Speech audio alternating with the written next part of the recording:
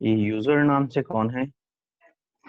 Sir ये recording के लिए Anubhav sir is there. Okay The class is being recorded. Recording. Okay.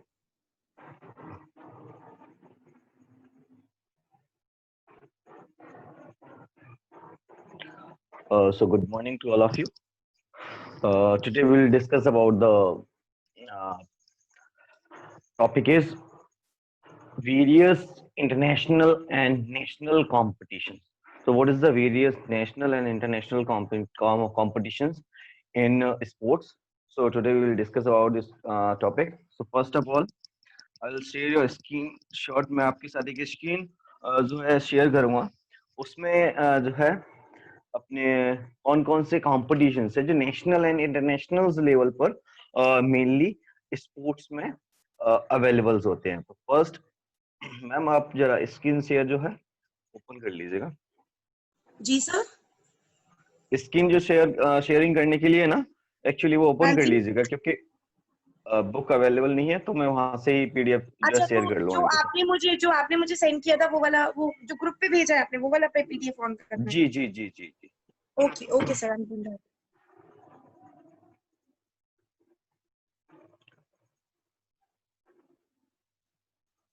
सो हम उसमें देखें कौन कौन से वेरियस स्पोर्ट्स हैं जिसमें हमारे मेनली टूर्नामेंट्स कौन कौन से होते हैं.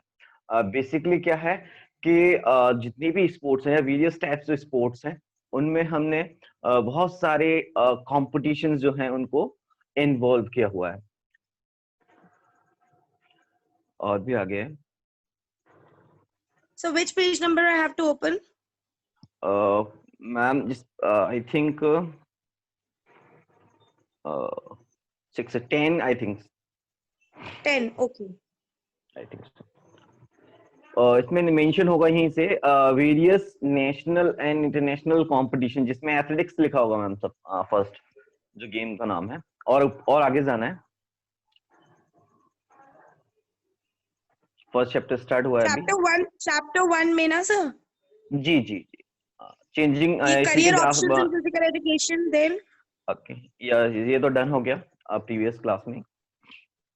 Okay okay. Okay so next topic ही है competitions. Yes yes Okay. Various competitions. ये okay so this is your जो हम डिस्कस कर रहे हैं वाला चैप्टर्स. इसमें है आपके वेरियस कॉम्पिटिशंस लाइक या फिर various tournaments like athletics, volleyball, basketball and badminton and other etc और भी हैं. सो आज हम बेसिकली डिस्कस करते हैं आपका जो टुडे का टॉपिक है या टुडेस टॉपिक जो है एथलेटिक्स. फर्स्ट इसमें दिया हुआ है कि कौन कौन से एथलेटिक्स क्या है और इसमें कौन कौन से कॉम्पिटिशन जो है हम यूज करते हैं. सो बेसिकली देखा जाए एथलेटिक्स को हम अदर नाम से भी जानते हैं जिसका हमने प्रीवियस सेशन में भी डिस्कस किया था, ट्रैक एंड फील्ड.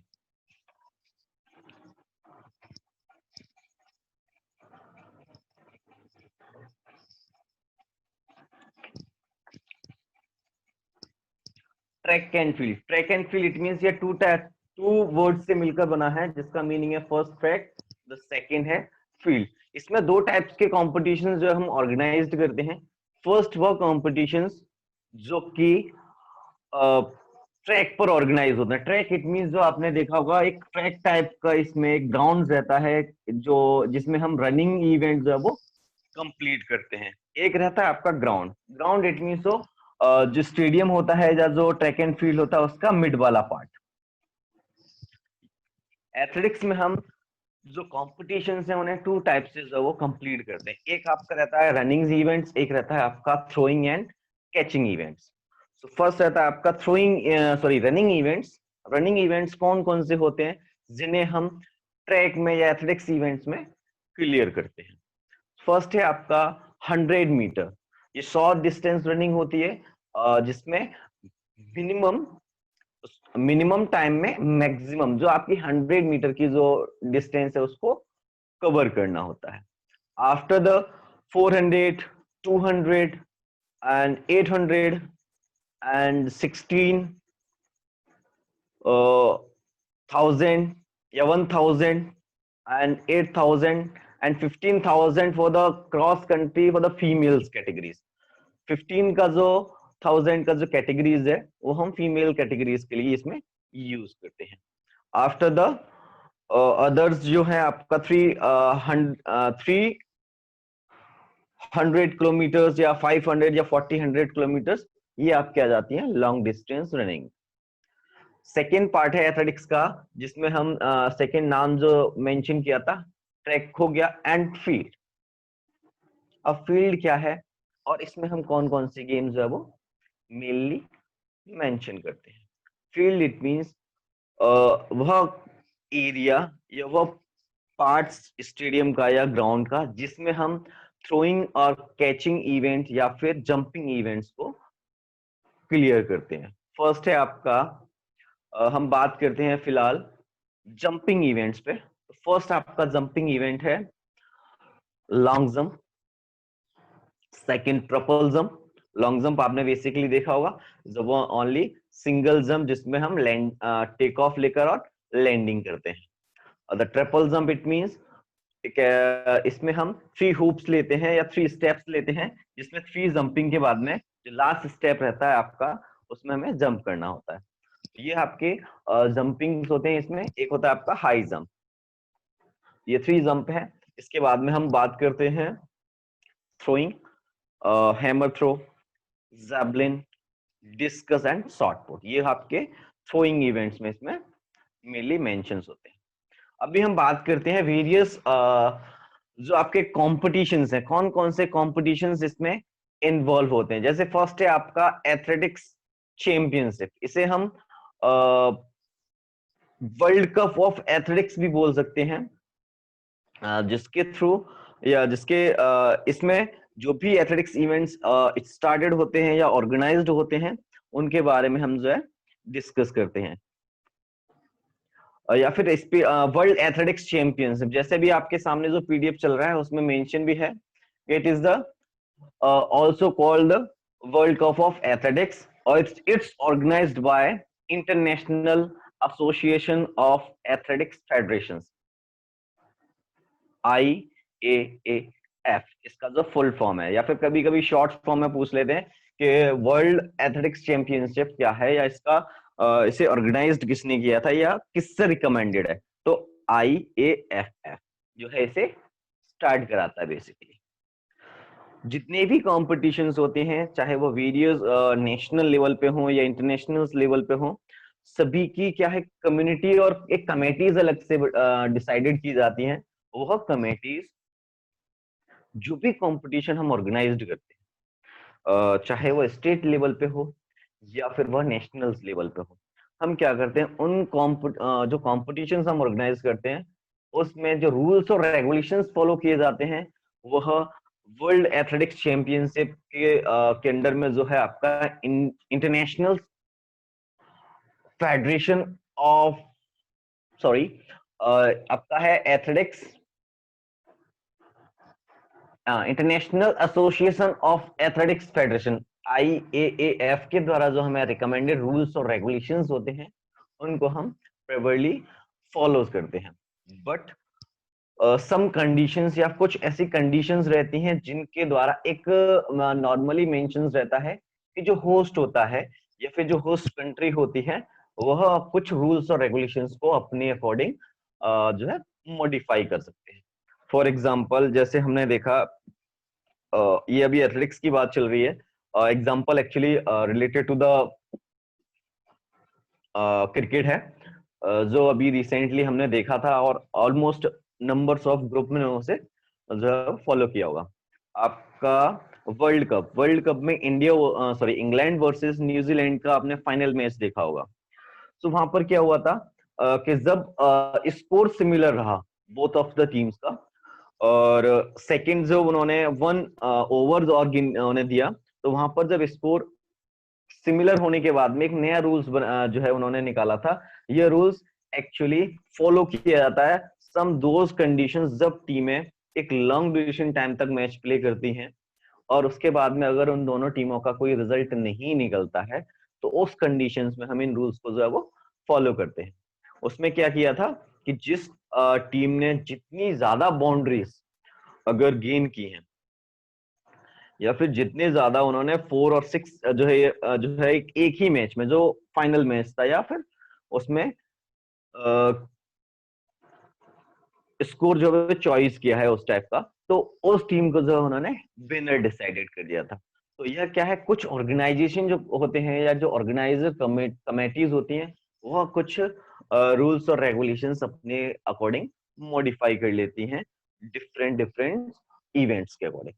बेसिकली जो वर्ल्ड एथलेटिक्स चैंपियंस के थ्रू है या फिर एथलेटिक्स गेम्स के हैं, उसमें आता है आपका world athletics championship and international athletics championship and Asian cup, way cup. ये आते हैं आपके नेशनल इंटरनेशनल लेवल के कॉम्पिटिशन, जिन्हें IAAF द्वारा रिकमेंडेड किया जाता है या फिर IAAF जब वो ऑर्गेनाइज करवाता है। इसमें कुछ और भी कॉम्पिटिशन्स हैं लाइक ओलंपिक्स। ओलंपिक्स में भी आपने देखा होगा मेनली एथलेटिक्स इवेंट्स स्टार्टेड होते हैं और उनके जो पार्टिसिपेशंस भी रहता है। सेकंड आता है इसमें एशियन गेम्स। एशियन गेम्स भी इसमें मेनली इंटरनेशनल ओलंपिक कमेटीज जो है इसे स्टार्ट करवाती हैं, सेम एज वर्ल्ड कप को भी इंटरनेशनल ओलंपिक कमेटीज जो है स्टार्ट करवाती हैं। और इसमें जो रूल्स और रेगुलेशंस फॉलो किए जाते हैं वह इंटरनेशनल ओलंपिक कमेटीज के द्वारा डिसाइडेड किए जाते हैं। तो ये हुआ हमारा एथलेटिक्स में इंटरनेशनल कॉम्पिटिशन, जो कि इंटरनेशनल कॉम्पिटिशन मेनली फॉलो किए जाते हैं। अब बात करते हैं हम state level championship. State level championship it means वह चैंपियनशिप जो कि स्टेट लेवल पर आपके कॉम्पिटिशन्स में, या फिर बोल सकते हैं कि स्टेट लेवल पर हमारे सामने जो वो हमें फॉलो की जाती है। अब स्टेट लेवल पर कौन कौन सी कंपटीशन है? स्टेट लेवल इट मींस जो इंटरनल कंट्रीज या फिर इंडिया की जो कंट्री है उसके इंटरनल जो भी आपके कॉम्पिटिशन्स होंगे, जिसमें जो स्टेट्स हैं जैसे MP है,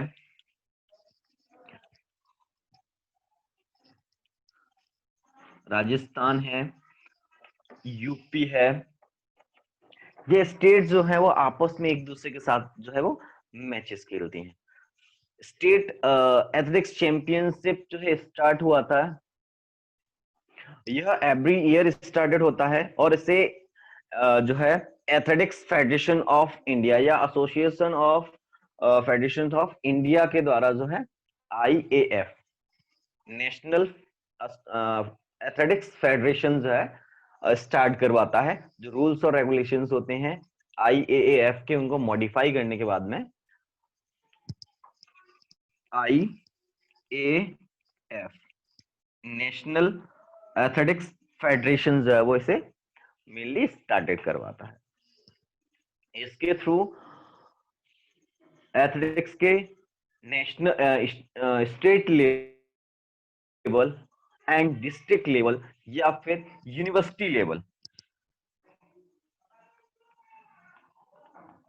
यूनिवर्सिटी लेवल के जो भी कॉम्पिटिशन्स होते हैं, ये यूनिवर्सिटीज लेवल की, कॉलेज लेवल के जो भी कॉम्पिटिशन्स होते हैं, उनको मेनली प्रेफरेंस किया जाता है और उनमें आपस में एक बाउंडेशन क्रिएट किया जाता है। इसमें क्या है आपका, फर्स्ट हम देख लेते हैं जैसे inter university athletics championship. Inter university athletics champions mainly कहां पर स्टार्टेड होती हैं? Between the one university to the another universities. इसमें क्या होता है, जितनी भी इंडियन जो यूनिवर्सिटीज होती हैं उनके जो मेंबर्स होते हैं या फिर जो सिलेक्टेड पर्संस होते हैं जो कि एथलेटिक्स इवेंट्स में पार्टिसिपेट करते हैं या फिर किसी भी इंडिविजुअल गेम्स में, उनकी जो मैचेस होते हैं वह हम अदर जो कंट्रीज होती हैं उनके साथ में जो है वो फिक्स करते हैं अकॉर्डिंग टू द फिक्चर्स, और जो कंपटीशन है उसको या फिर रूल्स जो रेगुलेशंस हैं एथलेटिक्स के उनको फॉलो करवाते हैं। इसमें क्या है, मेनली जो यूनिवर्सिटी लेवल के जो कॉम्पिटिशन्स होते हैं उनमें सिर्फ जो यूनिवर्सिटीज होती हैं, चाहे वो कॉलेज और चाहे वो यूनिवर्सिटी हो, वही पार्टिसिपेशन करती हैं। नेशनल एंड सॉरी स्कूली लेवल के जो गेम्स होते हैं, स्कूली फेडरेशन ऑफ इंडिया जैसे कि एसजीएफआई के जो गेम्स होते हैं उनमें एथलेटिक्स के जो कॉम्पिटिशन्स होते हैं वहां पर हम जो है अलग से डिस्कशन करते हैं, या फिर उनकी अलग से ही एक गवर्नमेंट बॉडी होती है जो कि आईएएफ से कनेक्टेड रहती है, और वहां पर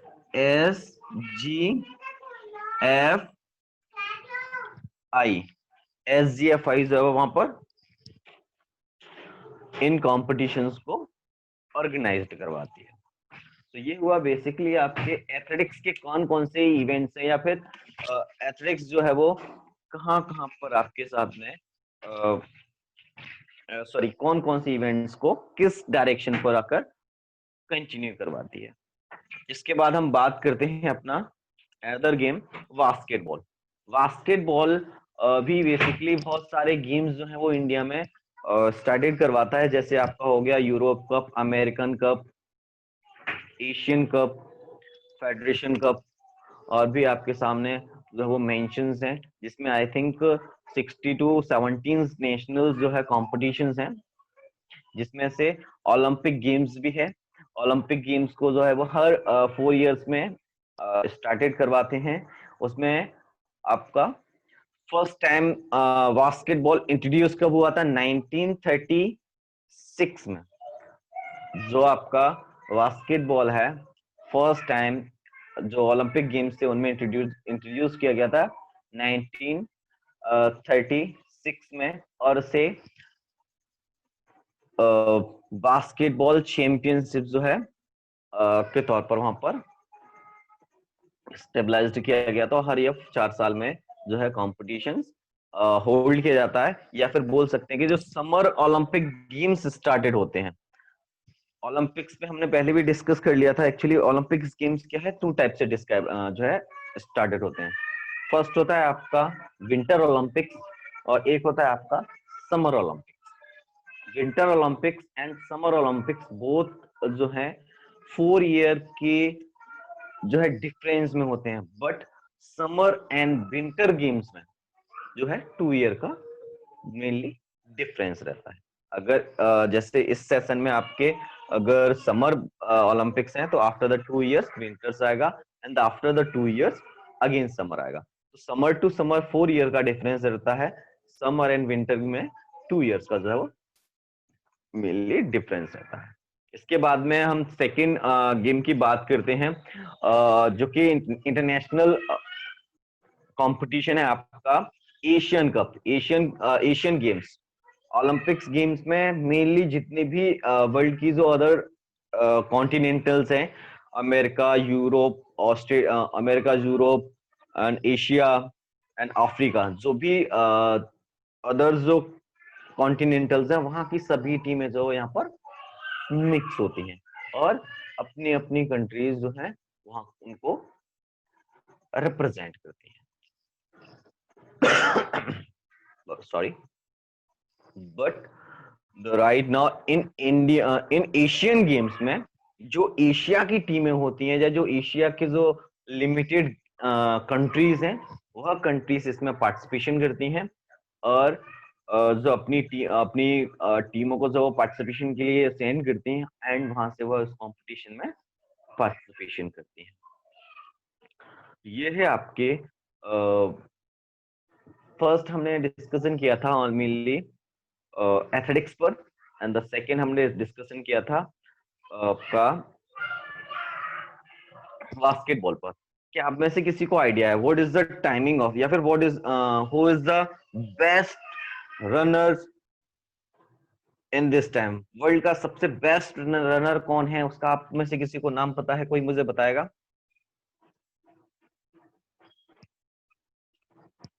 एनीवन जिसे पता हो कि इन वर्ल्ड का सबसे बेस्ट रनर जो है रनर कौन है? आप शायद अनम्यूटेड हैं, कोई भी बोल सकता है।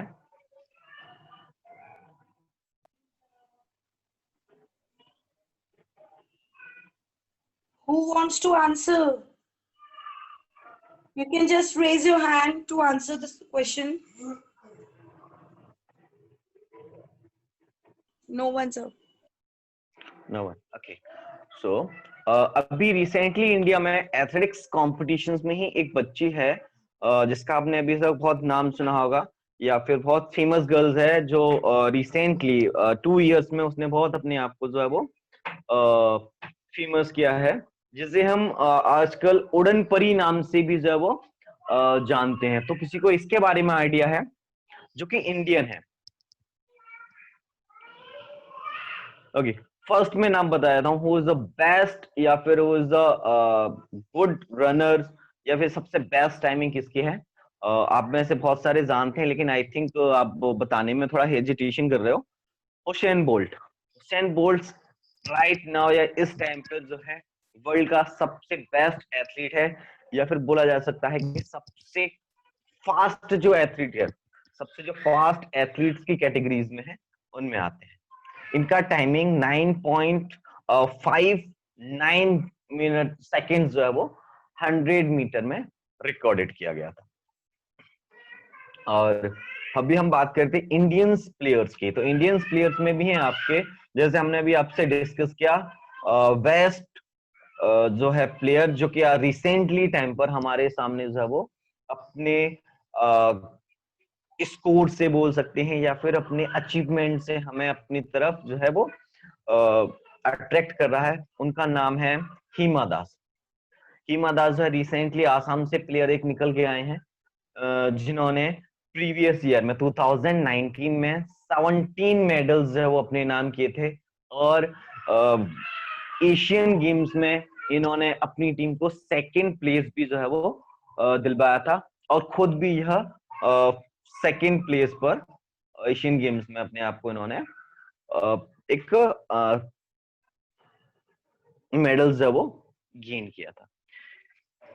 एशियन गेम्स में इन्होंने सिंगल इवेंट 400 मीटर में, जो कि एथलेटिक्स की सबसे डिफिकल्ट रेस बोला जाता है, जिसे अगर एथलेटिक्स में कोई कंपटीशन है, या फिर हम बोलते हैं कि एथलेटिक्स का सबसे हार्ड कंपटीशन कौन सा है, या फिर सबसे रनिंग इवेंट एथलेटिक्स में कौन सा है, तो वो आपका आता है 400 मीटर, क्योंकि इसमें जितनी भी नंबर्स ऑफ स्ट्रेंथ है इंडिविजुअल्स की, वो सब यहाँ पर इन्वॉल्व हो जाती है। वह कैसे?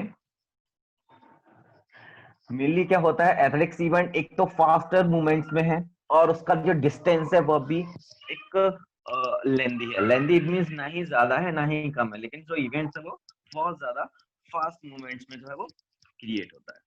तो एथलेटिक्स में सबसे जो डिफिकल्ट इवेंट्स माना जाता है, या फिर बोला जा सकता है कि कौन सा इवेंट जो कि एथलेटिक्स में सबसे ज्यादा हार्ड है, तो वो आपका रहता है 400 मीटर।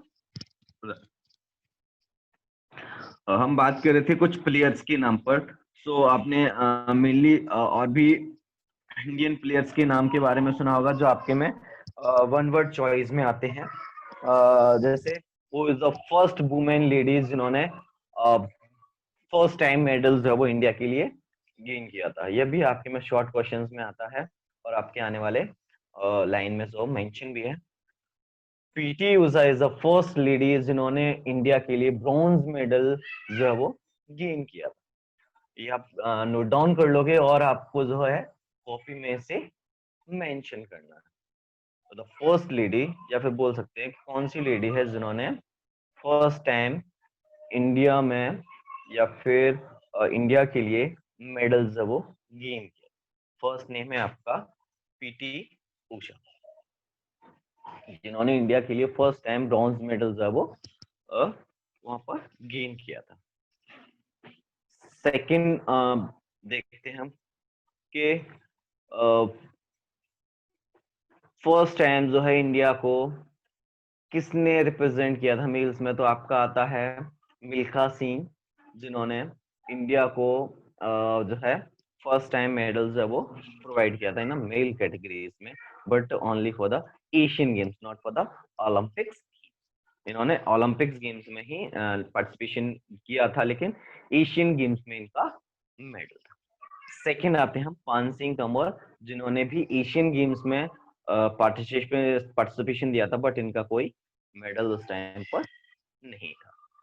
तो ये हैं आपके कुछ लीडर्स या फिर बोल सकते हैं आइडियल्स, जो कि एथलेटिक्स इवेंट्स में इंडिया की तरफ से अपनी कंट्रीज को जो है वो रिप्रेजेंट करते हैं।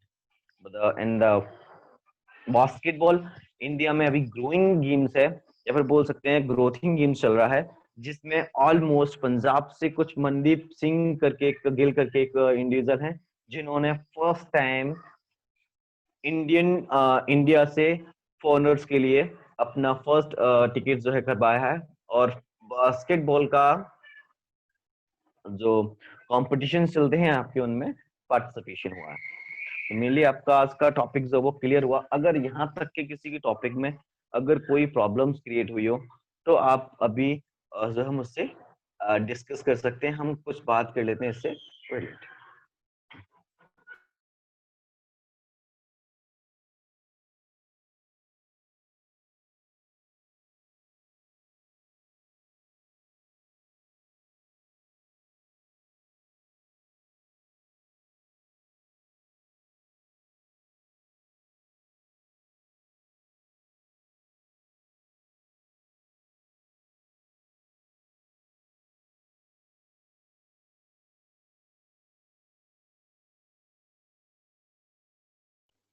Students, if you have any doubt, you can ask. Raise your hand. आपको कुछ भी पूछना है सर से, sir is waiting for you.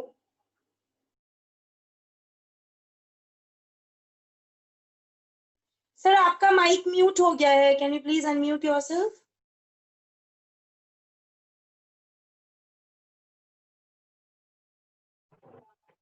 Okay okay.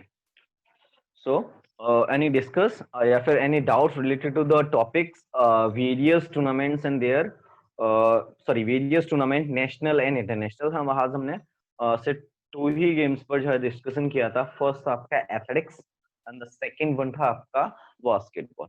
Athletics के कौन कौन से कॉम्पिटिशन्स हैं जो कि नेशनल या फिर इंटरनेशनल लेवल पर हम उन्हें परफॉर्म करते हैं, या फिर डिस्ट्रिक्ट या फिर यूनिवर्सिटीज लेवल। तो मेनली इंटरनेशनल लेवल पर है आपके वर्ल्ड एथलेटिक्स चैंपियनशिप, जिसे हम एथलेटिक्स वर्ल्ड कप भी बोलते हैं, जो 1936 में स्टार्टेड हुआ था। सेकेंड है आपका वर्ल्ड एशियन गेम्स, जिन्हें भी हम जब वो इंटरनेशनल लेवल पर जो परफॉर्म करते हैं। थर्ड वन है आपका एथलेटिक्स चैंपियनशिप, ये भी आपका इंटरनेशनल लेवल पर कंपटीशन है। इसके बाद हम आते हैं नेशनल लेवल्स पर। नेशनल लेवल पर कौन कौन सी गेम्स थे आपका? फर्स्ट आपका inter university championship. Inter universities, तो इसमें क्या करते हैं हम, जो भी यूनिवर्सिटीज होती हैं उनको जो स्टेट लेवल है या फिर जिसमें हम उनको ऑर्गेनाइज करते हैं। State level championship, state level athletics championship. Athletics इसलिए ऐड कर दिया हमने क्योंकि यह एथलेटिक्स से रिलेटेड है। अगर किसी गेम से होती है तो वो उनका पर्टिकुलर वहां पर नाम से हम एडिट कर देते हैं। तो state level athletics championship and IAF और एसजीएफआई। इसके बाद में हम आते हैं डिस्ट्रिक्ट लेवल पर। जो डिस्ट्रिक्ट लेवल के कॉम्पिटिशन्स होते हैं, तो डिस्ट्रिक्ट लेवल एथलेटिक्स चैंपियनशिप या फिर डिस्ट्रिक्ट लेवल स्कूली चैंपियनशिप, तो यहाँ पर यह गेम जो है वो इस तरीके से ऑर्गेनाइज्ड होते हैं। मेनली क्या है, हमने एक और चीजें मेंशन की हुई हैं या फिर इंडिविजुअल्स के लिए नॉलेज के लिए रहता है कि जो फेडरेशंस या फिर जो भी स्पोर्ट्स हम प्ले करते हैं या फिर किसी भी इवेंट्स में परफॉर्म करते हैं, तो हमें सबसे पहले उसकी गाइडलाइंस को जो है वो ऑब्जर्व करना चाहिए कि यह गाइडलाइंस इंटरनेशनल जो फेडरेशन है या फिर यह किसी इंटरनेशनल कमेटीज के अंदर है या नहीं। मेनली क्या है कि कई बार हो जाता है कि हम जिस इवेंट्स में पार्टिसिपेट करने जा रहे हैं, अपना टाइम जो है वहां पर मेनली खर्च करते हैं या फिर किसी कंपटीशन में पार्टिसिपेशन करते हैं, तो वह कंपटीशन जो कमेटीज हैं नेशनल या इंटरनेशनल लेवल की, वहां पर वह रजिस्टर्ड है या नहीं, क्योंकि अदरवाइज वो रजिस्टर्ड नहीं है तो वहां पर हमें जो है वो मेनली बहुत सी प्रॉब्लम है अपने सर्टिफिकेट से रिलेटेड फेस करनी पड़ सकती है। सो ये हो गया आपका आज का टॉपिक। अगर किसी को अभी कोई डाउट्स है तो you can ask me. I have a 3 minutes for you, so please ask related to the both topics या फिर related to the previous topic also, changing train and career in physical education, जिसमें definition of physical education हमने discuss किया था। It is the wholesome developments of our body, या फिर if the individual mentally physically fit, it's called physical education. There's so many objective of physical education, but we will discuss about only 5 types of objectives. First था आपका physically development, social development, emotional development and economically development, जो हमने previous class में learn किया था। जिसमें आपका social, emotional और फिजिकल एंड मेंटल और स्पिरिचुअल। फिर हमने डिस्कस किया था various courses various courses available in India. कौन कौन से कोर्सेज हैं जो इंडिया में अवेलेबल है। सबसे पहले हमने बात की थी बैचलर डिग्रीज पर। बैचलर डिग्रीज में था आपका MA in yoga, MA in physical education, MSc in physical education and MSc in yoga and BPEd and BPE. ये आपकी बैचलर डिग्रीज थी। And the masters degree MA in yoga, MA in physical education and MSc in physical education and the MPEd in physical education। ये आपकी थी master degree. After the master degree जो हम MPhil and PhD for the related to the physical education, ये हमारे थे कुछ courses. After this courses कुछ कोर्सेज आपके और रहते हैं, वो हैं आपके सर्टिफिकेटेड कोर्सेज। सर्टिफिकेटेड कोर्सेज में हमने क्या डिस्कस किया था कि जो सर्टिफिकेटेड कोर्सेज होते हैं उनके थ्रू हम अपने खुद के सेंटर या फिर खुद की कोई कोचिंग क्लासेस है वो स्टार्ट कर सकते हैं। For the fitness certificated courses for the 1 year, जब हम फिटनेस सर्टिफिकेटेड कोर्सेज 1 year का कर लेते हैं तो हम अपना खुद का जिम खोल सकते हैं। Fit and another is yoga certificated courses for yoga, certificate courses for aerobics and the certificate courses for swimming pool खोल सकते हैं। फिटनेस के लिए योगा सेंटर खोल सकते हैं। तो ये कुछ कोर्सेज हैं जिनके थ्रू हम अपने लिए या फिर अपने जो कैरियर्स हैं उनको इनसे चॉइस कर सकते हैं। तो आपका आज ये टॉपिक जो है कंप्लीट होता है। कल हम डिस्कस करेंगे other sports like football, badminton and volleyball and Khelo India programme and the previous day Khelo India programme. Okay, Sir, I so end the class any, now. Should I yes, end the ma'am. class? I think there is no doubt. So Yes, there is no doubt with the students. Okay, sir, thank you. welcome.